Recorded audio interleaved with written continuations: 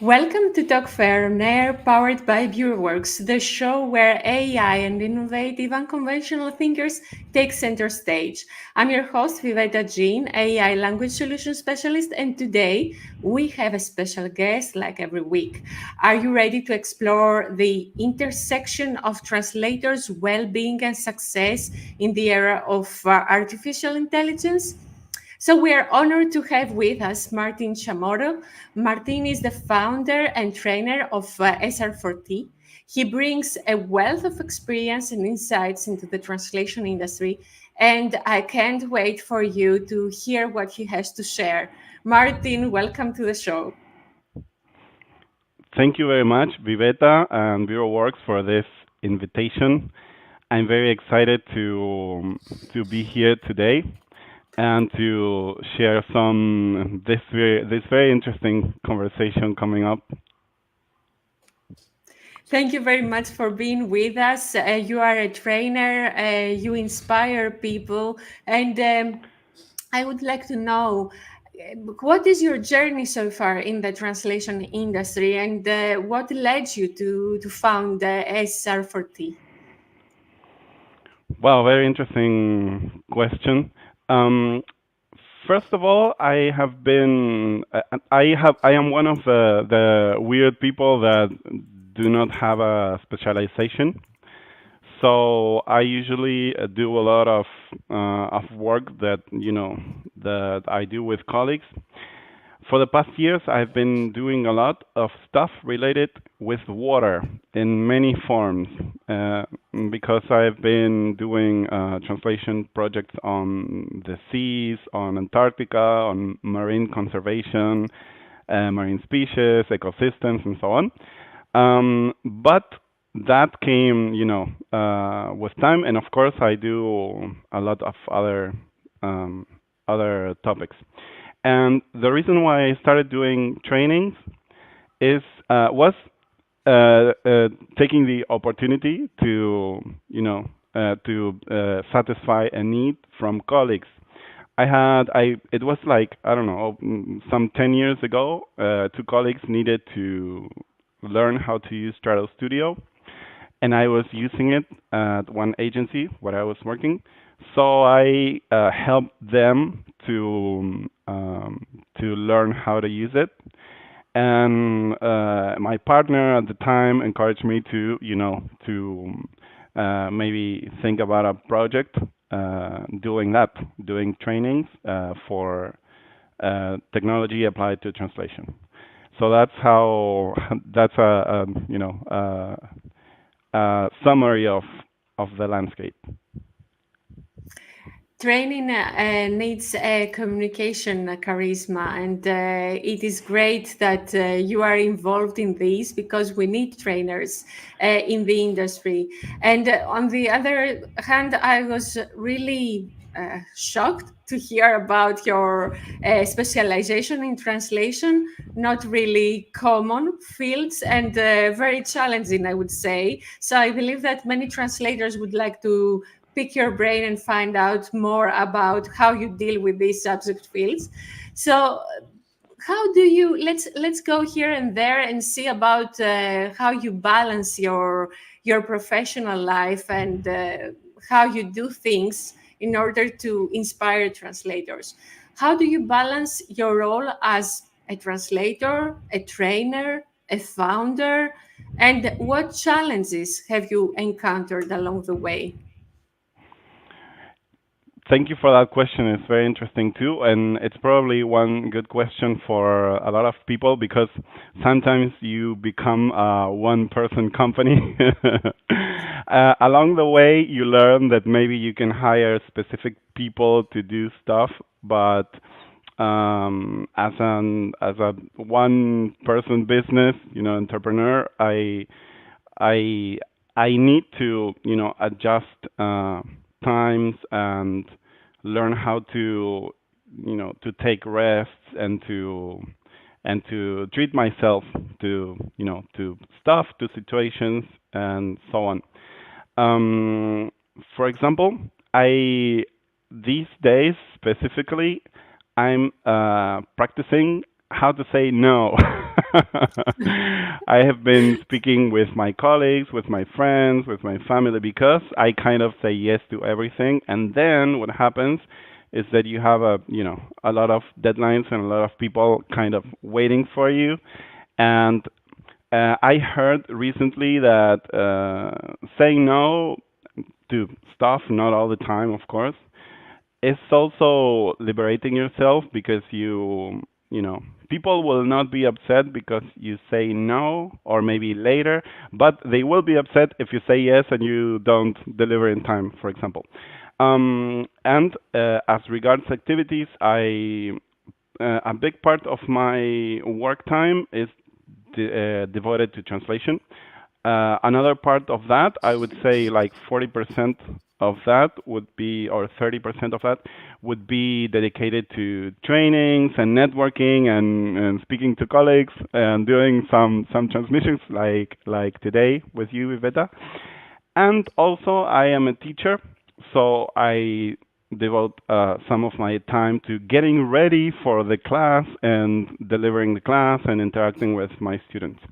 And then out of work, I take swimming classes. I try to be as consistent as possible. I'm trying to go back to cooking more. I spend time with family, with friends, and try to do a variety of things. And also, after everyone did it, I started to enroll in short courses. So now I'm doing a course on urban birds that you can see in Buenos Aires, for example.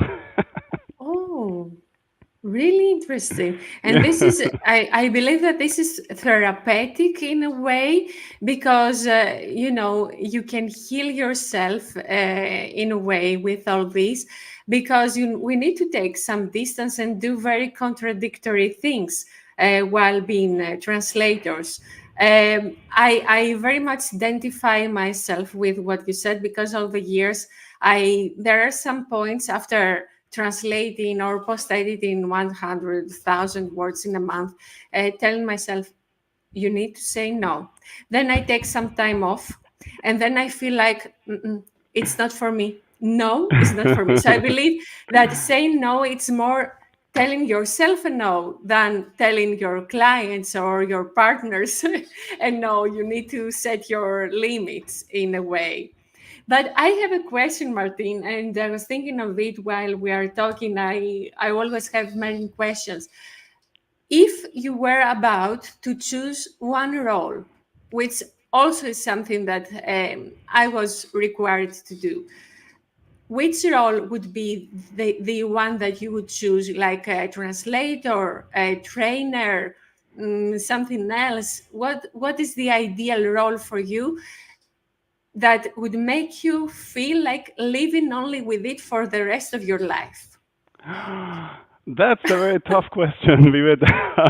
I don't know. I don't know because I can give you my answer of today, but I don't know if that's like a permanent answer. But for now, I really enjoy uh, teaching or communicating and networking. If there would be a possibility of mixing those activities, because, for example, I was thinking that I enjoy a lot speaking to people and not also connecting with people, but connecting people.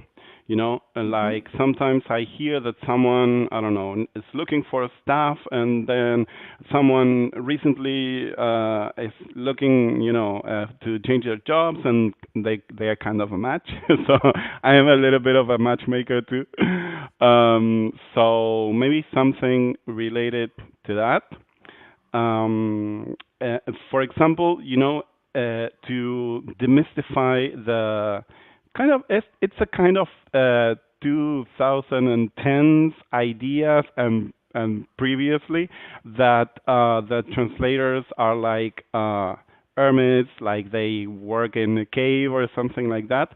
And these past years, I think that there's been very active and proactive, activity to kind of turn down that myth because, for example, there's a lot of translation communities regarding different topics, or even, for example, with another colleague, Santiago de Miguel, we organize periodic, like regular meetups in Buenos Aires, where we all go to a bar and tell translators jokes and do some karaoke and stuff like that, and that's probably a really nice message to share, that you know connections, communities, and so on are an interesting thing. So maybe a way Hmm. to convey that message would be to do something related to that, to communicating with people and people.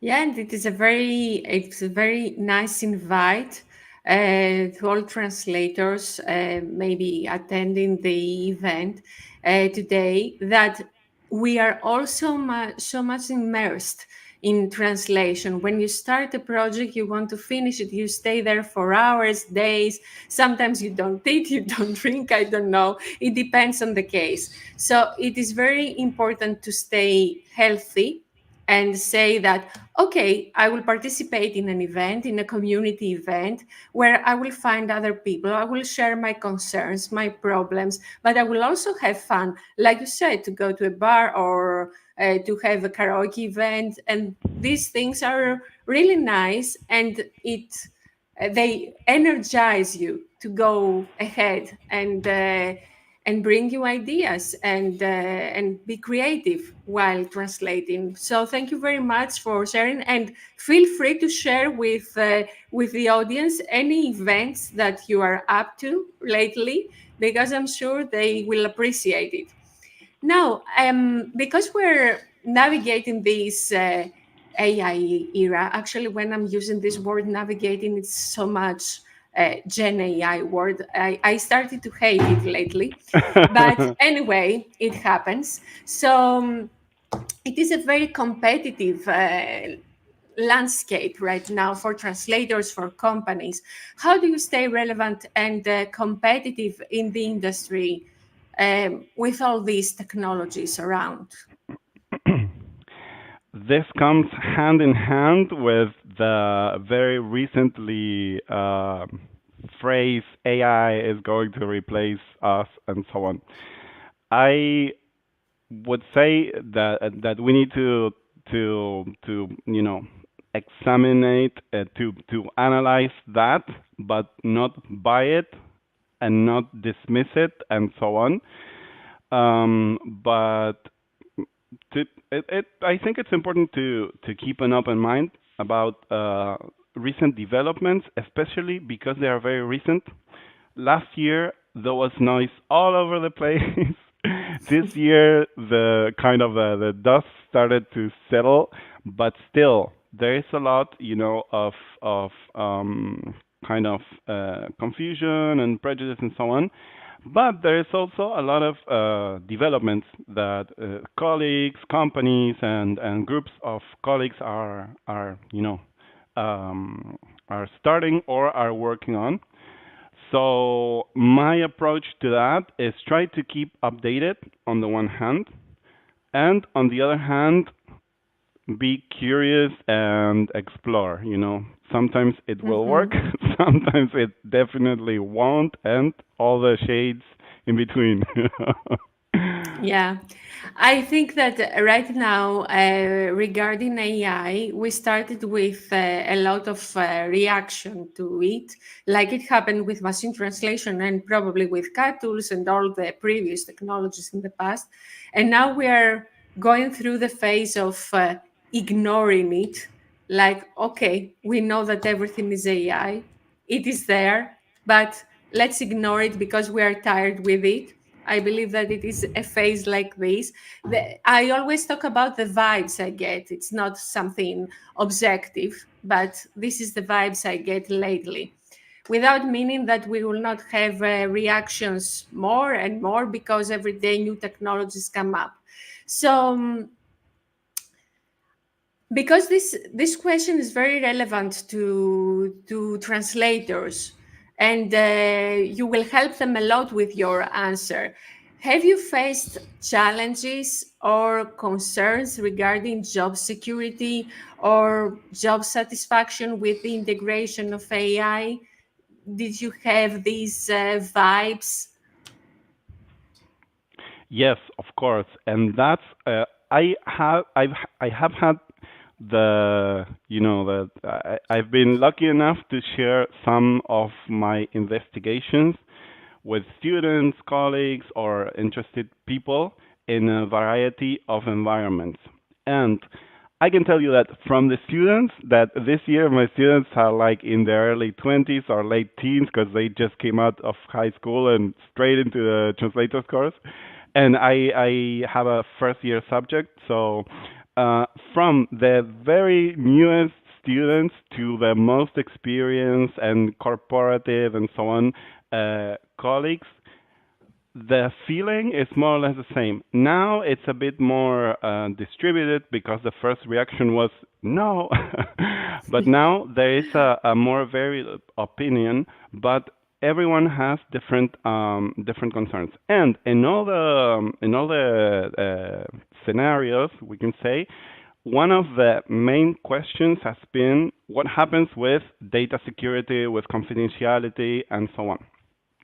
Mm-hmm. So, since we're here and we are the Bureau Works podcast, we need to mention something very interesting, that Bureau Works has their own CAD tool, web-based platform. It's not only a CAD tool, but also a workflow management.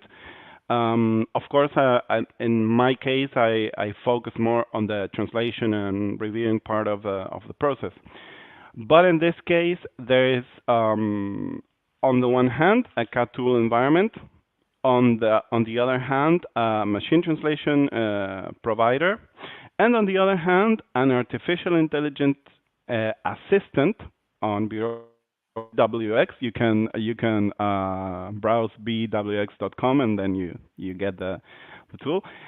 And one thing that Gabriel Furman, the CEO, please correct me if I'm wrong, but I understand he is the CEO and main developer of the platform, makes a point to remind users that the connection with, in this case, ChatGPT is done via Azure server, which means that the security protocol is, the highest available right now.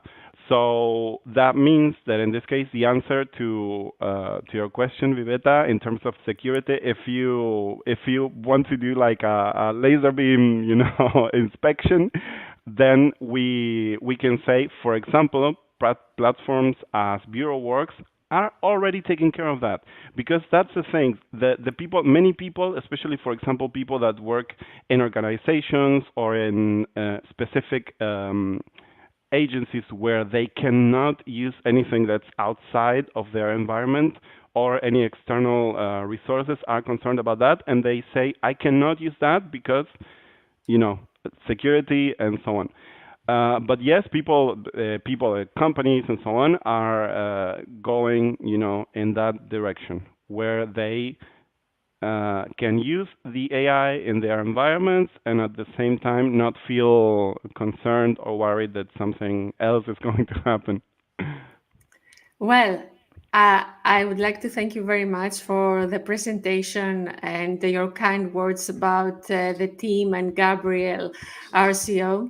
But what surprised me a lot is how much educated you are, because I know that you are not an employee of BureauWorks presenting so well the tool, but you just have tried the tool, you have worked with the platform, but you know so well how to explain. You explain so well the tech that we have and the confidentiality of it and all the features, the tech that it includes, that it means that you are a very good trainer. So, Oh, thank people, you. if you listen to Martin, he's a very good trainer. He just proved it by And presenting also, I viewers. have been stalking you.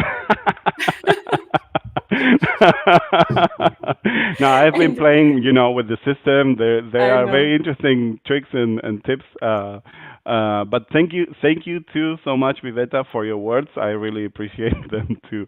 Thank you Yeah, so much. and just not to be biased, he doesn't only know about BWX, he knows all the tools around, just to make it clear. So thank you Oh, very thank much you. for this. And I would like you to share some advices with our translators. How should they treat AI? How should they what should be their attitude initially towards AI?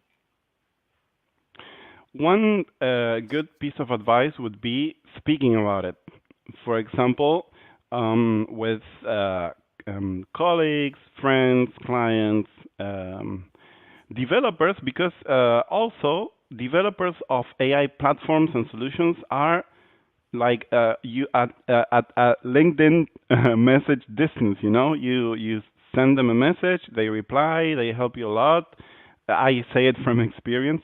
For example, I have been doing some tests like here and there, but maybe mainly, I mean, what I've been doing is that I present close to real, scenarios and situations because I prefer, to speak about a topic that I know more or less well with a fictitious paper with their challenges and so on.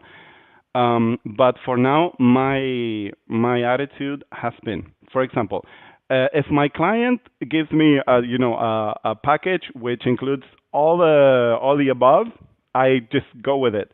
But if not, I am still testing as much as I can, but at the same time being cautious and in any case just trying to speak about it. And like one comment that came up the other day with the translation students, we may be very worried, upset, and so on with AI and with machine translation because in some cases machine translation is not even a possibility. But the minute your client tells you, "Here's this project," and it comes with all the gadgets, you're like, Yeah, it's true. Yes. and it may be Hmm. fun. So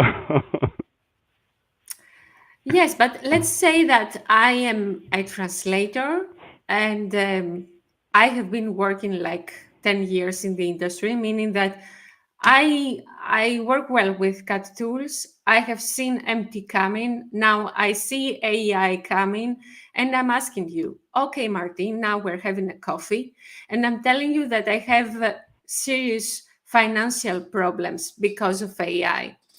What would be your advice for this translator to ensure their financial stability and profitability in the business? Practically, what would help? in my impression, I am speaking from what Mhm. I kind of think that is going on. On the one hand, um, do not discard it before trying it at least a couple of times. And on the other hand, with it happens with anything, with new advancements and new technology developments and so on. The myth that's going around, we're going to be replaced. We may be replaced um, we may be replaced by automation or automated process in some steps, but also at the same time that means maybe we can think of our role as kind of recreated. We have a recreated role, and on the other hand, I'm sure that there's a lot of new jobs and new possibilities and new opportunities to explore. Mhm. And also, my general impression is that, contrary to what some people mention or say, I think there's more translation work than ever, and especially probably post editing. But here's a footnote. I speak from my perspective as an English into Spanish, which are two languages with Mm-hmm. a lot of resources. Technical translator of informative text. That's my little box. Okay, so this Yeah. of course will not apply to creative stuff and so on. For for the time being at least. Um, but I would the key to all this to all this would be looking for opportunities and maybe looking for needs. Mm-hmm. And taking into account that with the advent of AI in translation, this means that we have all the assistance to type less and think more. Do you think that this is an optimistic message for translators and that it opens the door to a new path of profitability? From the freelancer point of view, I can say that's a definite yes, and I can say it from Mm-hmm. experience. For example, uh, like you mentioned before, 100,000 words translated from scratch, which means reading, analyzing everything, thinking what I'm going to write, typing the 100,000 words already is exhausting. So, finding yourself at the end of that exhausting process ready to do something else is already a saving in energy, effort, and so on. And for example, I can say that when I was like working 9 to 6 in the office, and for many years, I had a lot of pain on all this area, and I usually change the mouse from one side to the other, every once in a while, um, and that has. Uh, I would like to say disappeared, but I don't want to be, Mm-hmm. too, Yes. Yes. to. I don't want to speak and then I'm like, but yeah, it has been Mm-hmm. physical, mental advantage and benefit, and of course, if you find a good pre-translation and you kind of flow into the situation, then you work faster and well then all the rest that's implied. Correct, correct. Yeah. Actually, for me, translation is like a marathon. And this analogy is not mine because I attended a conference where a professional presented it like a marathon, and actually, like, to succeed you have to cut it in different pieces in order to make it happen. Anyway, and now let's go to something like a story, because we like stories here. Can you share a memorable success story from your career as a translator and a trainer? Yes, definitely. Thank you so much for asking. I have a very dear colleague called Silvina Vitar. Unfortunately, she passed away yesterday, so I am still, a little emotional about it. But on on our conversations that we had, like speaking about different things, we used to organize events together, mainly training events. She's a translator and interpreter, Spanish, Portuguese, and so on. And one day we were like, let's do something for Translation Day. So we started speaking to all the colleagues that we had in our list, and we asked for a short video showing themselves in their workplace or saying happy translation day and so on, showing their cats because the cat population, grows as we get more translators and so on.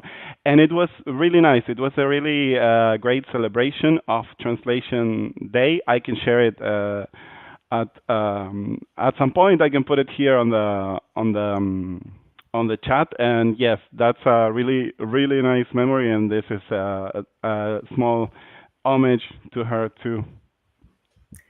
Thank you very much for sharing this story. It means a Thank you. lot. And it is very important to state that we need to care not only about the people who currently contribute to this industry, but also we need to honor the people who have contributed to this industry, our friends, our professors, all the people who pass from this and make this journey. It is really important. And yeah, we need to honor them. So thank you very much once again for sharing, Martin. Very important. And this sense of community and experience is irreplaceable, I would say. It is a topic that Gabriel Furman touched with the guest he had, I think it was yesterday on his Merging Minds podcast. Um, Actually, the experience is what cannot be won by AI in a way. It cannot have feelings and it cannot have the experience the way we shared. Very interesting podcast. People, you should attend this. It is very unique the way they present AI like a child in the closet. So now we go for our fast five questions where I'm getting really rude because I don't leave people talk more than 10 seconds for every question. So let's do this. Okay. So I start. What's the weirdest thing you've experienced with AI? The weirdest um, image generation. Definitely, it can go anywhere. Mm-hmm. Yes. And it is a little bit unethical. What's one tool or tip that you can share that makes you most productive? Ah, most productive. Oh yes, as soon as soon as I get up, I make my bed and then prepare my breakfast and get ready for the day, whatever I'm going to do. Make our bed. Perfect. What's the biggest myth people believe when it comes to translation and technology? It's difficult. That's what they say. Many people, It's not all of difficult. them, of course, but Yeah. oh, What's your favorite word? Yeah. yes, sorry, I would ask parenthesis to that. It's difficult, or I'm too old for that. No. Okay, I don't think so. No, no. So, what's your favorite word in your native language? I have actually two, and they Mhm. are animals. They are native animals. One of them is jabalí. The other one is carpincho. Okay, and Oh, using one word. jabalí is a jabalí is a wild hog, Yeah, and it is carpincho a. is a capybara. A wild hog would be the jabalí, Okay, and carpincho is a capybara. okay, good. And using one word, how would you describe AI? Opportunity.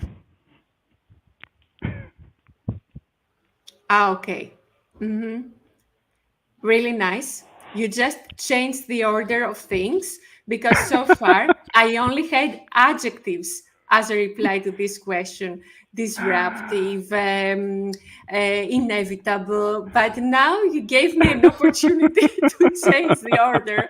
Thank you very much, Oh, Martin. Thank you thank you for too, making Iveta, so our much. Thank you for making our Talk Fair on Air podcast a learn and fun experience. And Talk Fair on Air is an event hosted by BureauWorks. BureauWorks is a cloud based translation management system integrating innovative AI translation technology and the winner of the Process Innovation Challenge at Locker 50. If you want to experience pure AI innovation in translation technology, sign up for a free trial using the link that I will share with you in the comments, coming with a special offer, 30% off for the first 3 months, or book a demo with me to navigate AI in translation. Martin, any final thoughts or words of wisdom you'd like to share with our audience? Oh, yes. Go more out for a walk Yes, and make yes. your bed. Make your bed. This is also this is a word of wisdom. Actually, it is Three words of wisdom together. Thank you very much. Let's wrap it up for today's episode of Talk Fair on Air. A huge thanks to Martin for sharing his invaluable insights. Stay tuned for more exciting conversations and take care of your well being. Take leverage of AI to stay healthy and wealthy. See you next week with a new episode. Until then, Talk Fair on Air. Thank you, Martin. Bye. Thank you, Viveta. Speak soon.